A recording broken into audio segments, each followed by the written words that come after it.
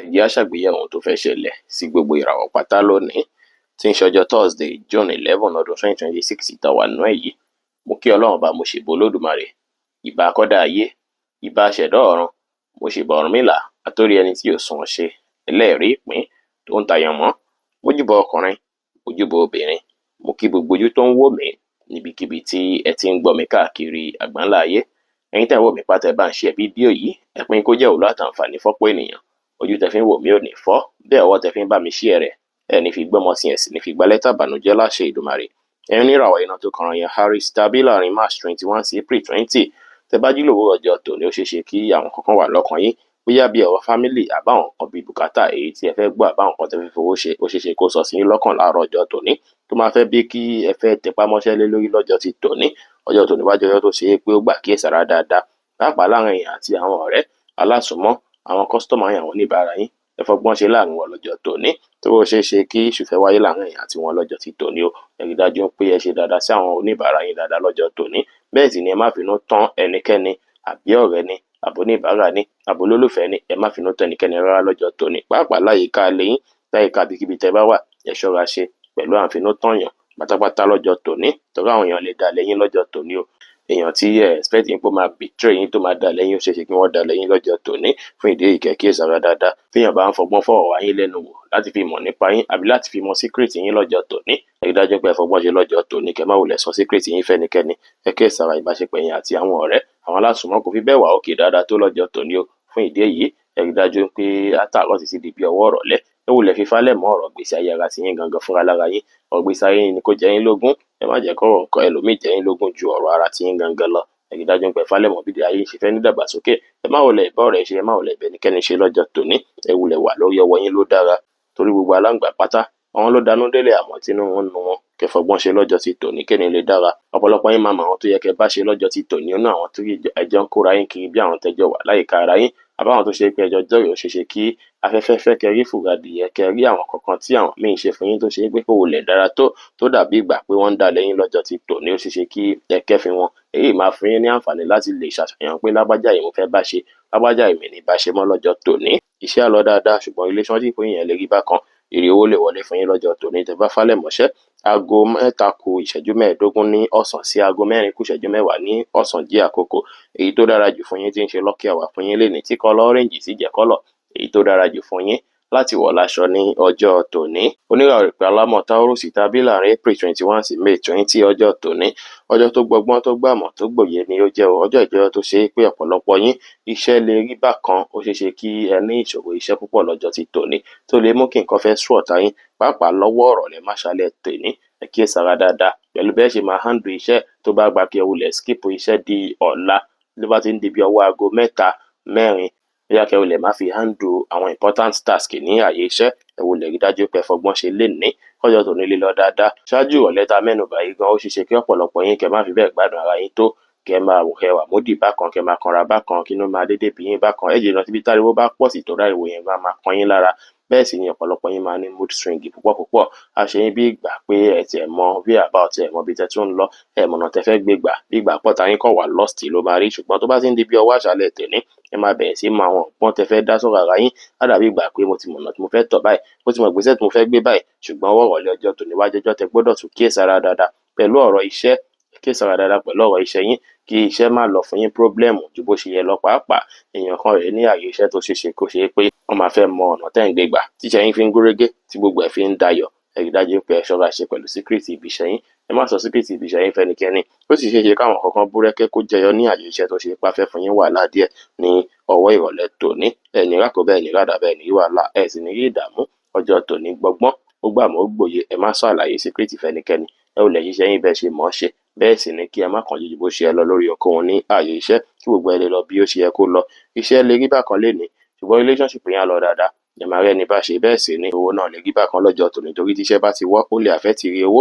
Aago 7:15 ní àárọ̀ sí aago 8:05 láàárọ̀ jí àkókò èyí tó dára jù fún yín tí ń ṣe lucky hour fún yín lénìí tí kọ́lọ̀ yẹ́lò sì jẹ́ kọ́lọ̀ èyí tó dára jù fún yín láti wọ̀ láṣọ ní ọjọ́ tòní.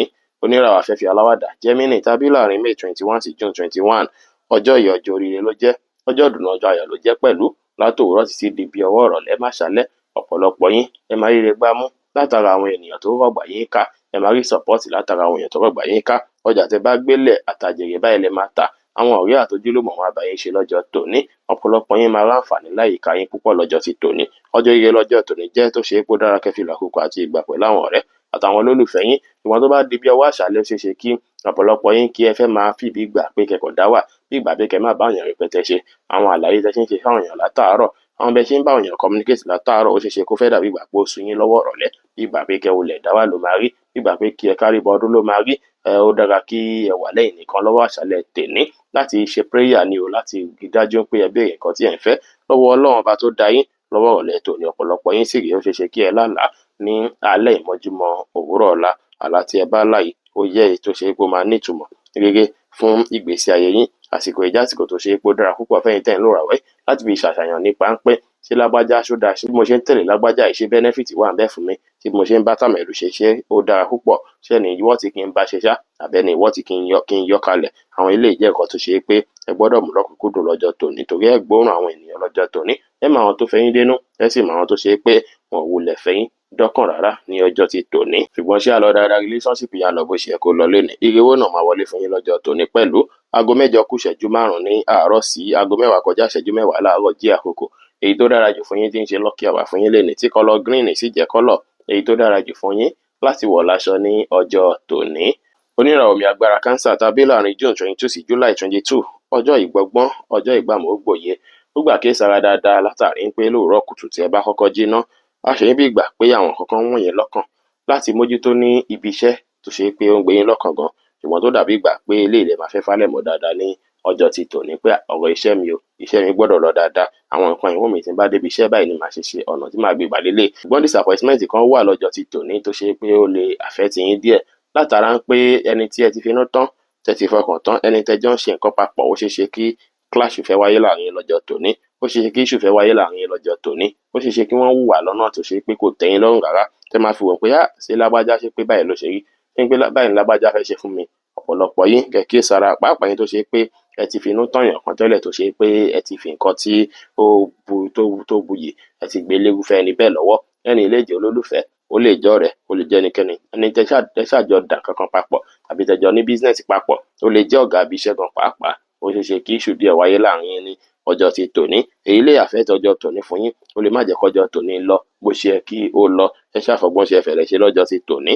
Ọ̀rọ̀ ibi iṣẹ́ yín náà ó ṣeé ṣe kí issue fẹ́ wáyé níbẹ̀ náà lọ́jọ́ ti tòní, tàbí kó ṣe pé àwọn nǹkan tó ṣe pé ẹ̀ ń plan láàárọ̀ kó má fi bẹ́ẹ̀ ṣe dáadáa tó lọ́wọ́ òwúrọ̀ títí di bí ọwọ́ ọ̀sán ọjọ́ tòní tá fẹ́ máa dàbí ìgbà pé báwo mi fẹ́ ṣe kíní ọ̀nà òun fẹ́ gbé gbà, kí ló yẹ tí kíní yóò tètè wọ́ọ̀kì bí mo yẹ fẹ́. Ṣùgbọ́n wọ̀rọ̀lẹ́ ọjọ́ tòní promise wà pé ó ṣeé ṣe kí nǹkan yí padà tí gbogbo nǹkan bá padà lọ bó ṣe yẹ kó lọ, tí ò ní sí wàhálà, tí ò ní sí ìdààmú mọ́. Iṣẹ́ lè rí bákan lé ní, relationship yín náà lè rí bákan, ire owó náà lè rí bákan lé ní. Ṣùgbọ́n ẹ ní ìgbàgbọ́ pé tó owó bá tiẹ̀ dára alẹ́ àsùnwọ̀n. Aago 10 kọjá ìṣẹ́jú 10 láàárọ̀ sí aago 12 kọjá ìṣẹ́jú 15 ní ọ̀sán jí àkókò. Èyí tó dára jù fún yín tí ń ṣe lucky hour fún yín lénìí tí kọ́lọ̀ mustard sì jẹ́ kọ́lọ̀ èyí tó dára jù fún yín láti wọ̀ láṣọ ní ọjọ́ tòní. Oníràwọ̀ iná tó gbóná rìrì Leo tàbí láàrin July 23 sí August 22, ọjọ́ tòní ọjọ́ tó dára ló jẹ́. Gbogbo òwúrọ̀ ọ̀sán ó dára púpọ̀, ṣùgbọ́n wọ̀rọ̀ lẹ́yìn ó ṣeé ṣe kí nǹkan fẹ́ rí bákan pàápàá lọ́wọ́ rẹ̀ lọ́jọ́ tòní. Ẹni láti kíyèsára láàrin èèyàn tó olólùfẹ́ yín máa hùwà tó ṣe pé ó lè má tẹ́yìn lọ́rùn rárá. Wọ́n lè hùwà tó ṣe pé ó lè má wulẹ̀ tẹ́yìn lọ́rùn, ó lè jẹ́wọ́ àkọ́kọ́ tó ṣe pé ó lè má búrẹ́kẹ́ ní ìrọ̀lẹ́ kó ṣe pé òwúrọ̀ ọ̀la òun lẹ́ẹ̀padà rí pé lágbájá ó ṣe hùwà báyìí, lágbájá ó ṣe nǹkan báyìí. Ó ṣeé ṣe kí issue díẹ̀ yẹn kó fẹ́ wáyé láàrin èèyàn tó olólùfẹ́ yín. Ẹ fọgbọ́n ṣe bẹ́ẹ̀ sì ní láàyè iṣẹ́ náà. Àwọn nǹkan tó ṣe pé ó máa bí kí ẹ fẹ́ máa ro àròtúnrò pé ọ̀nà mo tún fẹ́ gbé kíní ìgbà, ó ṣeé ṣe kí ó fẹ́ wáyé lọ́wọ́ rẹ̀ lọ́jọ́ tòní láàyè iṣẹ́. Ẹ má ronú àròjù rárá lórí iṣẹ́ rárá. Gbogbo nǹkan tó bá wáyé bí challenges ibi iṣẹ́ lọ́wọ́ ọ̀sán mọ́rọ̀lẹ́ ọjọ́ tòní, ẹ mọ̀ dájú pé kò ní pẹ́ náà tá fi kásẹ̀ ńlẹ̀ tí ipò padà tí máa dé lágbára lọ́wọ́ Ọlọ́run ọba. Ẹ fọgbọ́n ṣe lọ́jọ́ tòní kéni lè lọ dáadáa. Ṣùgbọ́n látòwúrọ̀ títí bí ọwọ́ ọ̀sán inú yín á dùn ara yá gágá. Ẹ máa ní ìgboyà púpọ̀, á dàbí ìgbà pé gbogbo nǹkan ti lọ dáadáa. Ẹ máa ní hope gan lọ́wọ́ òwúrọ̀ títí di bí ọwọ́ ọ̀sán ní ọjọ́ ti tòní tó ṣe pé àwọn ọ̀rẹ́ kan tó ṣe pé kò tí wọlé tẹ́lẹ̀ tẹ́ ń retí bóyá láti ilẹ̀ òkèèrè ni àbí látọ̀nà jíjìn ó ṣe ṣe kórè náà kí ó wọlé fún yín lọ́jọ́ ti tòní tí ìyá sì múnú yín dùn tá máa yọ yín kún. Ó sì ṣe ṣe kí ẹ gbọ́ ìròyìn ayọ̀ látọ̀nà jíjìn náà ní ọjọ́ ti tòní. Bákan náà sì rèé ìbáṣepọ̀ yín àti àwọn èèyàn tó rọ̀gbà yín ká náà àwọn ọ̀nà ara tó rẹ̀ máa lẹ́rùn ọ̀fẹ́ ní ara ní ọjọ́ ti tòní, ṣùgbọ́n ọwọ́ ìrọ̀lẹ́ yẹn ó ṣeé ṣe kí ó fẹ́ rí bákan, kó fẹ́ affect iṣẹ́ kí iṣẹ́ fẹ́ lọ, kí iṣẹ́ fẹ́ rí bákan, kí relationship yín náà kó fẹ́ rí bákan. Bẹ́ẹ̀ sì ni tí gbogbo eléyìí bá ti wà affected ó ṣeé ṣe kó affect igi owó náà, ṣùgbọ́n látòwúrọ̀ títí di bí ọwọ́ ọ̀sán gbogbo nǹkan yìí ló máa lọ bó ṣe yẹ kó lọ. Aago 12 kọjá ìṣẹ́jú 15 sí aago 3 kù ìṣẹ́jú 15 ní ọ̀sán jẹ́ àkókò èyí tó dára jù fún yín tí ń ṣe lucky hour fún yín lénìí, tí colour brown sì jẹ́ colour èyí tó dára jù fún yín láti wọ̀ láṣọ ní ọjọ́ tòní. Oníràwọ̀ ìpè funfun Virgo tàbí láàrin August 23 sí September 22. Ọjọ́ oríire lọ́jọ́ tòní jẹ́ fún yín, ọjọ́ ayọ̀, ọjọ́ ìdùnnú ló jẹ́, ọjọ́ tó ṣe pé ọ̀pọ̀lọpọ̀ yín ẹ lè ti máa rò ó nípa ìgbésí ayé yín pé kí ni mo fẹ́ ṣe, ọ̀nà mo fẹ́ gbé gbà, ẹ lè ti máa ronú àròjinlẹ̀ tó ṣe pé á dàbí ìgbà pé ẹ ti já sí gbangba, ṣùgbọ́n ọjọ́ tòní o ẹ máa já sí gbangba, ẹ máa lè fi ìrònú yín tì síbì kan pé wò báyìí ni màá kú máa ṣe báyìí, báyìí ni màá ṣe ìgbésẹ̀ báyìí ni màá gbé báyìí, tó ṣe pé ẹ ní clarity rẹpẹtẹ nípa ìtẹ́lẹ̀.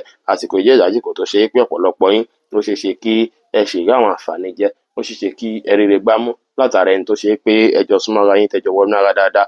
Ọ̀pọ̀lọpọ̀ yín lọ́jọ́ tòní akitiyan yín kọ́ ló fẹ́ fún yín níre, akitiyan yín kọ́ ló fẹ́ fún yín lówó, bí kò ṣe lọ́ọ̀kì, bí kò ṣe àǹfààní látọ̀dọ̀ ẹni tó jẹ́ bí olólùfẹ́ ẹni, ọkọ ẹni, ìyàwó ẹni, ẹni tí èèyàn jọ ń dà nǹkan pọ̀ bí iṣẹ́ àti bẹ́ẹ̀ bẹ́ẹ̀ ló ṣeé ṣe kí àǹfààní ti bẹ̀ wọlé fún ẹ̀yin tẹ́ ń lò ràwọ̀ yìí ní ọjọ́ ti tòní.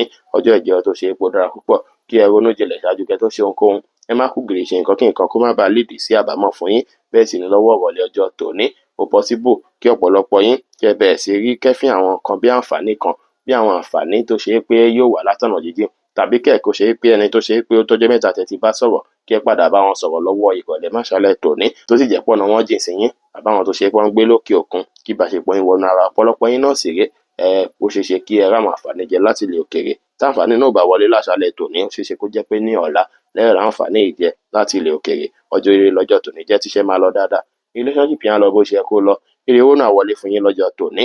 Aago 3 kù ìṣẹ́jú 15 ní ọ̀sán sí aago 5 kù ìṣẹ́jú 10 ní ìrọ̀lẹ́ jẹ́ àkókò èyí tó dára jù fún yín tí ń ṣe lucky hour fún yín lénìí, tí colour orange sì jẹ́ colour èyí tó dára jù fún yín láti wọ̀ láṣọ ní ọjọ́ tòní. Oníràwọ̀ afẹ́fẹ́ má rí mi fín Libra tàbí láàrin September 23 sí October 22. Ọjọ́ tòní ọjọ́ tí ó lè rí bákan ló jẹ́. Lówùúrọ̀ tí ẹ bá jíná á ṣe yín bí ìgbà pé ẹ ní nǹkan tó múmú lọ́kàn yín láàyè iṣẹ́ láti ṣe, tó ṣe pé ẹ ní láti fálẹ̀ mọ́ lówùúrọ̀ ọjọ́ ti tòní. Òun lẹ́ẹ̀kọ̀ọ̀kan máa fálẹ̀ mọ́, ṣùgbọ́n bí ọjọ́ ṣe ń gorí ọjọ́ ó ṣeé ṣe kí àwọn nǹkan kan tí ó dàbí issue èyí tó jọmọ́ títí àwọn nǹkan tí ẹ ti ń dunnú lé lórí pé kíní máa bọ́ sí, kíní ti work, kí issue díẹ̀díẹ̀ fẹ́ wáyé níbẹ̀. Bẹ́ẹ̀ sì ni ọ̀pọ̀lọpọ̀ yín lọ́jọ́ tòní ẹ rí dájú pé ẹ mójútó àwọn ọmọ yín dáadáa, ẹ ṣàmójútó àwọn ọmọ yín dáadáa, ẹ ṣàmójútó àwọn ọmọ. Ọlọ́run ní jẹ́ kí aburú ó kéré tóbi ò ní ṣẹlẹ̀ sí àwọn ọmọ yín lọ́jọ́ ti tòní. Ẹ ṣọ́ra ṣe pẹ̀lú ibi tí wọ́n bá ń ṣeré sí, pẹ̀lú ọ̀nà tó bá ń rìn sí, ẹ kíyèsára dáadáa lọ́jọ́ ti tòní pẹ̀lú àwọn ọmọ yín gangan láti bí nǹkan bí àárọ̀ sí ti bí aago 4 ìrọ̀lẹ́. Ẹ ṣàmójútó àwọn ọmọ yín dáadáa. Ẹni tó bá yẹ pé ọmọ yín ò sí nítòsí ẹ pè wọ́n, ẹ connect pẹ̀lú wọn, ẹ má jẹ́ káwọn ọmọ yín ṣeré lọ ọ̀nà jíjìn.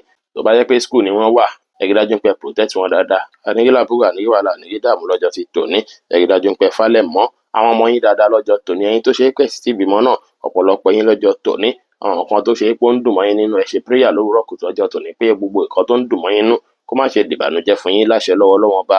Ọjọ́ tòní ọjọ́ tó gbẹgẹ́ ni, ọjọ́ tó ṣe pé ó ṣeé ṣe kí ẹ fẹ́ láwọn kankan tí ẹ máa ṣe tó ṣe pé ẹ wà ní clarity rẹpẹtẹ lé lórí, tó dàbí ìgbà pé ẹ ń wò pé báwo ni mo fẹ́ sọ̀rọ̀ iṣẹ́ mi, báwo mo fẹ́ ṣe kíní, tó dàbí ìgbà pé clarity yẹn lè má sí rẹpẹtẹ púpọ̀ tẹ́ máa fi orí gbárí pé mo tẹ̀ fẹ́ fi ilé ìgbà ọ̀nà mo fẹ́ gbé gbà. Ẹ rí dájú pé calm down, kẹ́ mọ́kàn balẹ̀, ẹ má wòlẹ̀ fi òwúrọ̀ títí bí ọwọ́ aago 4 yẹn má fi plan kankan rárá tó jẹ́ nǹkan tó wá important.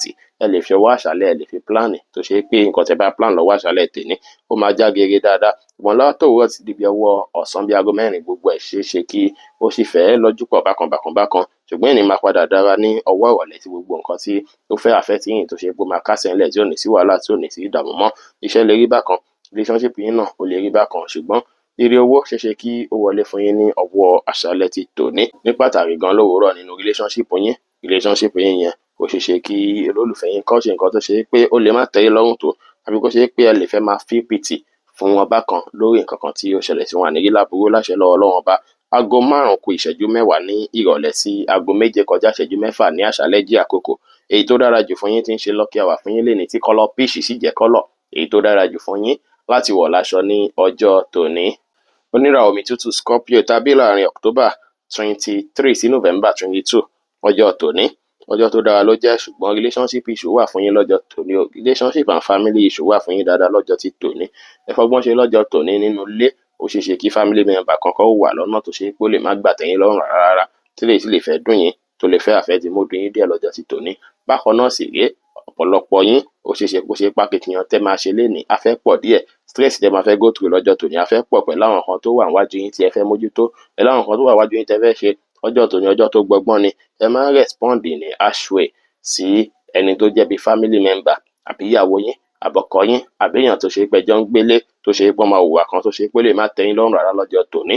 Ìwà ilé fẹ́ bí kí ìṣù wáyé láàrin yín, ó sì lè fẹ́ bí kí ẹ fẹ́ máa wò ní gbogbo pé àṣé lágbájá lè hùwà báyìí, nǹkan tí lágbájá ṣe yóò má dùn mí, nǹkan tí lágbájá ṣe yóò tẹ́ mi lọ́rùn.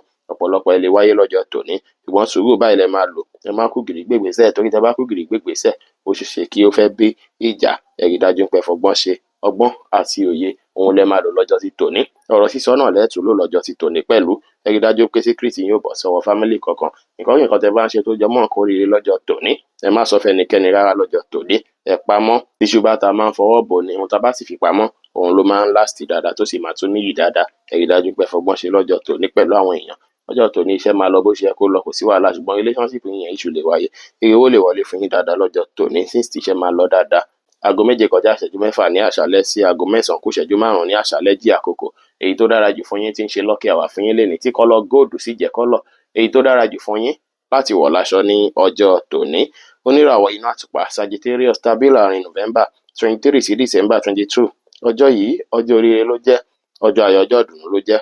Ọjọ́ tó ṣe pé ọ̀pọ̀lọpọ̀ yín ẹ máa wà highly creative, ọpọlọ yín á jí pépé dáadáa lọ́jọ́ tòní. Gbogbo ìtẹ́ bá dáwọ́ lé báyìí òun lẹ máa ṣe láṣeyọrí, gbogbo ìtẹ́ ẹ bá ń lò báyìí ló máa dùn. Ìtẹ́ bá ń lé báyìí lénìí ọwọ́ yín máa tó o. Iṣẹ́ yín á lọ bó ṣe yẹ kó lọ dáadáa lọ́jọ́ ti tòní, tí ò ní sí wàhálà, tí ò ní sí ìdààmú, tí ò ní sí kọ́lọ́fì kankan níbẹ̀. Ọwọ́ ìrọ̀lẹ́ ọjọ́ tòní ó ṣeé ṣe kí ẹ wá fẹ́ busy torí àwọn iṣẹ́ lè wọlé láàárọ̀ títí di bí ọwọ́ ọ̀sán lọ́jọ́ tòní, tó ṣe pé àwọn iṣẹ́ tó ṣe pámúnú yín dùn á máa yọ yín kún, ṣùgbọ́n ọwọ́ ìrọ̀lẹ́ máa fẹ́ busy pẹ̀lú àwọn task kankan. Ọjọ́ tòní ó dára kí ẹ fi ṣe dáadáa sáwọn èèyàn. Ẹ má lẹ́ràn fi àwọn èèyàn máa gbà tí yín dáadáa. Ẹ̀yin náà ìfẹ́ hàn sáwọn ènìyàn, káwọn èèyàn wá dá ìfẹ́ yẹn padà fún yín ló dára. Àwọn èèyàn máa appreciate yín fún àwọn iṣẹ́ takuntakun tí ẹ̀ ń ṣe níbikíbi. Ẹ sa ipá àti akitiyan yín láti rí dájú pé ẹ̀ ń ṣiṣẹ́ yín lọ́nà tó máa gbà wà perfect táwọn èèyàn máa nífẹ̀ẹ́ sí dáadáa. Èyí máa bí kí ọjọ́ tòní kí wọ́n gbé yín gẹ́gẹ́, kí wọ́n ṣe yín bí ìgbà pé ọba báyìí lẹ jẹ́ lọ́jọ́ tòní, tí gbogbo àṣì lọ bó ṣe yẹ kó lọ. Iṣẹ́ á lọ bó ṣe yẹ kó lọ lénìí, relationship yín á lọ dáadáa, bẹ́ẹ̀ sì ni iye owó lè wọlé fún yín lọ́jọ́ tòní pẹ̀lú. Àwọn nǹkan tẹ bá ń wò pé bóyá ó wà outdated lórí àwọn nǹkan tí ẹ̀ ń lò, àbí àwọn idea tẹ́ ń lò tẹ bá wò pé idea tí mo tún lò tẹ́lẹ̀ kò fi bẹ́ẹ̀ bá mọ́, ẹ tún lè shift láti wò pé ọgbọ́n mo tún lè dá láti jẹ́ kí iṣẹ́ mi máa tẹ̀síwájú dáadáa. Aago 9 kù ìṣẹ́jú 5 ní àṣálẹ́ sí aago 11 kù ìṣẹ́jú 10 ní àṣálẹ́ jí àkókò. Èyí tó dára jù fún yín tí ń ṣe lucky hour fún yín lénìí tí kọ́lọ̀ gold sì jẹ́ kọ́lọ̀. Èyí tó dára jù fún yín láti wọ̀ láṣọ ní ọjọ́ tòní. Oníràwọ̀ ìpele eruku Capricorn tàbí láàrin December 23 sí January 19. Ọjọ́ tòní ọjọ́ tí ó dára ló jẹ́, ọjọ́ tó tún gbẹgẹ́ tó gbàgẹ́ sára ló jẹ́, torí issue owó ó máa wáyé lọ́jọ́ ti tòní o. Ọ̀pọ̀ yín máa fẹ́ fowó ṣe nǹkan kan lọ́jọ́ tòní, tàbí kẹ́ tí máa expect owó kan owó náà ti fẹ́ tó yín lọ́wọ́ kó wá dàbí ìgbà pé ẹni náà fẹ́ já yín kulẹ̀, àbí a fẹ́ tún sọ expectation yín di ìgbà míì, tó ṣeé ṣe kó ṣe pé àwọn nǹkan tí ẹ̀ ń retí bí owó èkó wá jẹ́ bí awọ alẹ́ àbọ̀wọ́ ọ̀lẹ́ ló máa fẹ́ wọlé fún yín. Ọ̀pọ̀lọpọ̀ yín lọ́jọ́ tòní ó ṣeé ṣe kí ẹ láwọn kankan tí ẹ fẹ́ mójútó ní inú ilé tó require pé ẹ máa need owó lé lórí. Bẹ́ẹ̀ sì ni ẹ ṣe prayer dáadáa k'Ọlọ́run má jẹ́ kí ìṣẹ̀lẹ̀ tí ẹ ò expect kó ṣẹlẹ̀ tó ṣe pé a fẹ́ mú yín ní ọwọ́ òjijì. Ẹ kíyèsára dáadáa, ẹ ṣe prayer dáadáa lówùúrọ̀. Bẹ́ẹ̀ tí ń rí fídíò ẹ ṣe prayer pé gbogbo nǹkan tá ṣẹlẹ̀ tá fẹ́ bí kí ẹ fẹ́ náwó lójijì, àbí tá fẹ́ stress yín, tàbí tá fẹ́ bí kí ẹ fẹ́ sáré sọ́tùn sósì, ẹ rí dájú pé ẹ ṣe prayer pé k'Ọlọ́run má jẹ́ kí gbogbo àbúrò yìí k'Ọlọ́run má jẹ́ kó ṣẹlẹ̀ sí yín. Ọjọ́ ti tòní gbà kí ìsàrà ó gbọgbọ́n ó gbòye ní ilé tẹ bá wà. Ẹ rí dájú pé ẹ wà very careful pẹ̀lú gbogbo nǹkan pátápátá, pẹ̀lú àwọn ọmọ ni, pẹ̀lú nǹkan tí ẹ̀ ń ṣe ni, pẹ̀lú iná dídá ni, pẹ̀lú gbogbo ẹni ẹ wà very careful dáadáa. Jàǹbá ó kéré tóbi kò ní jẹ́ tiyín. Ẹ̀yin tẹ́ bá lọ síbi iṣẹ́, iṣẹ́ máa lọ dáadáa. Relationship yín yẹn ó lè rí bákan ní inú ilé, pàápàá ẹ̀yin tẹ́jọ́ ń gbé ló ṣeé ṣe kí issue díẹ̀ kó wáyé láàrin, tàbí kí nǹkan kan ṣẹlẹ̀ sí olódì wọn tó ṣe pé a fẹ́ bí kẹ́ máa pity wọn pé ọgbọ́n mo fẹ́ dá sọ́wọ́ ẹni tó lè fẹ́ di bùkátà gan sẹ́yìn gan lọ́rùn pé báwo mo fẹ́ wọ́wọ́ láti ṣe nǹkan báyìí, láti mójútó nǹkan báyìí ní kíákíá. Ẹ pray dáadáa lọ́jọ́ sí tòní kí ni lè lọ dáadáa. Aago 1 kù 20 ìṣẹ́jú ní ọ̀sán sí aago 2 kù 20 ìṣẹ́jú ní ọ̀sán jí àkókò. Èyí tó dára jù fún yín tí ń ṣe lucky hour fún yín lénìí tí kọ́lọ̀ light yellow sì jẹ́ kọ́lọ̀. Èyí tó dára jù fún yín láti wọ̀ láṣọ ní ọjọ́ tòní. Oníràwọ̀ afẹ́fẹ́ oníbínú Aquarius tàbí láàrin January 20 sí February 18. Ọjọ́ tòní ọjọ́ tó dára ló jẹ́, iṣẹ́ á lọ dáadáa, ṣùgbọ́n ó ṣeé ṣe kẹ́yìn fúnra lára yín kí ẹ wá àwọn ìwà kan lọ́jọ́ tòní tí ó lè má fi bẹ́ẹ̀ wà òkè tó ṣe pé ọ̀tá yín lè padà fẹ́ regret. Ẹ ní láti pàṣírí mọ́ dáadáa lọ́jọ́ ti tòní. Gbogbo nǹkan tí ẹ bá fẹ́ ṣe pátá kọ́ ni kí ẹ sọ jáde lọ́jọ́ tòní o. Ọjọ́ ìjọba tó ṣe pé ọ̀rọ̀ sísọ á máa gbé yín lẹ́nu gan lọ́jọ́ tòní. Ẹ bá rí lágbájá ẹ fẹ́ bá wíjọ́, tẹ bá rí tàmẹ̀dù ẹ fẹ́ bá wíjọ́ lọ́jọ́ tòní. Ẹ kíyèsára dáadáa pọ̀ lọ́rọ̀ ẹnu. Ẹ rántí pé yín lóhùn tó bá jábọ́ kò ṣeé kó mọ́ ohun, kẹ má lọ sọ̀rọ̀ kẹ máa gbà regret. Ẹ jìnnà sí ọtí mímu pátápátá lọ́jọ́ tòní. Ẹ kíyèsára púpọ̀ lọ́jọ́ tòní níbi ọ̀rọ̀ sísọ, kí ayé má sọ pé lágbájá ò ṣe máa sọ̀rọ̀ báyìí, kó má fi lọ mú sọ́wọ́, kó má lọ fẹ́ fi èròǹgbà bí sí yín àbí fi ṣe ọ̀tá yín láburú. Ẹ kíyèsára pẹ̀lú ọ̀rọ̀ ẹnu dáadáa lọ́jọ́ ti tòní. Bá jẹ́ pé yín àti ẹ̀gbọ́n àbábúrò àbí ẹni tó jẹjọ jọmọ yóò ṣeé ṣe kí ìṣù fẹ́ wáyé láàrin yín lọ́jọ́ tòní, kí ìbáṣepọ̀ yín má fi bẹ́ẹ̀ dánmọ́rán tó dáadáa. Kó ṣe pé bóyá ẹ̀yin gan lẹ́ẹ̀tì lọ sọ àwọn ọ̀rọ̀ kan tó ṣe pé màmá máa wá àtúnṣe lé lórí pé báwo la fẹ́ ṣe. Eléyìí gan lè bí kí ìṣù wáyé nínú fámìlì lọ́wọ́ ọ̀rọ̀ lè má ṣàlẹ̀ tòní, tàbí kí àwọn nǹkan kan fẹ́ ṣẹlẹ̀ nínú ilé tó ṣe pé a fẹ́ fún yín ní stress díẹ̀ ní ọjọ́ ti tòní.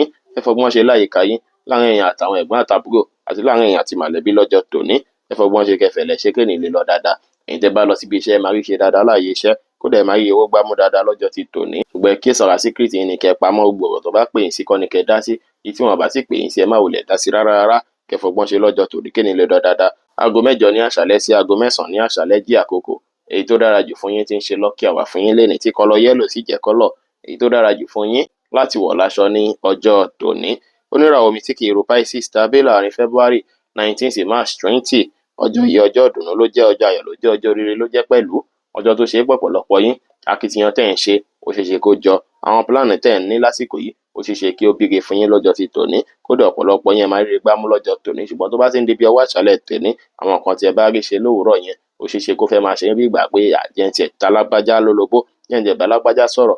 Ó dára lọ́wọ́ ọ̀rọ̀ lọ́jọ́ tòní kí ẹ bá àwọn èèyàn sọ̀rọ̀ nípa àǹfààní tí ẹ̀ ń fẹ́, nípa opportunity tí ẹ̀ ń fẹ́, kì í ṣe nípa àwọn nǹkan tí ẹ ti gbé ṣe láwọn kan ríire àbí bọ́jọ́ tòní ṣe lọ kẹ́ wá máa ṣàlàyé fún èèyàn. Ẹ rántí pé gbogbo aláǹgbá ló dánú délé àmọ́ ìtẹ́nu ẹ ṣọ́ra ṣe lọ́jọ́ tòní. Pẹ̀lú secret yín ọ̀pọ̀lọpọ̀ yín lè achieve àwọn nǹkan kan lọ́jọ́ ti tòní látara akitiyan tẹ́ ń ṣe, látara ìgbìyànjú tẹ́ ti ń ṣe látijọ́ mẹ́ta. Achievement sì máa jẹ́ nǹkan tó ṣe pé amúnú yín dùn, á máa yọ yín kún. Ó lè jẹ́ bí owó, ó lè jẹ́ bí àwọn nǹkan tí ẹ fẹ́ achieve tẹ́ fẹ́ get ní ẹ padà rí get lọ́jọ́ ti tòní. Ìrẹ́pọ̀ máa wáyé láàrin èèyàn àti àwọn èèyàn lọ́jọ́ ti tòní. Àwọn èèyàn wá fẹ́ bá yín ṣe dáadáa lọ́jọ́ tòní. Lọ́jọ́ tòní náà máa wọ̀n yín náà bí ìgbà pé kí ẹ múra dáadáa, kí ẹ dùn rí lójú, tó ṣe pé lè máa bí kí ẹ lẹ́ràn ọ̀fẹ́ àbí káwọn èèyàn nífẹ̀ẹ́ yín dáadáa ní àyíkáyè tí ẹ bá wà lọ́jọ́ tòní. Ẹ wá ṣọ́ra ṣe lénìí, ẹ ṣọ́wó ná, ẹ má nànà àpà. Ó dára kẹ́ fowó pamọ́ fún òwúrọ̀ ọjọ́ iwájú.